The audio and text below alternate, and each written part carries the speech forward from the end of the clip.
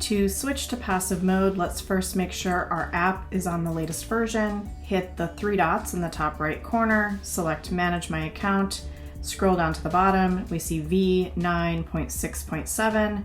We can then go over to our App Store. In iOS, it's under What's New. You'll see version 9.6.7, so we're good to go.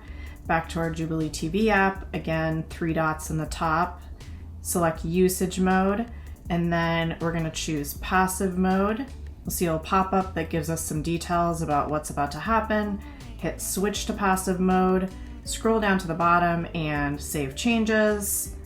Okay, and now we are in passive mode. We see a simplified version of our app home screen.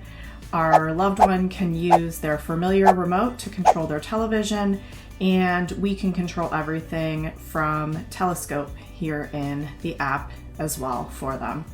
You can automatically start a video call on your loved one's television by pressing the red Auto Connect Video Call button.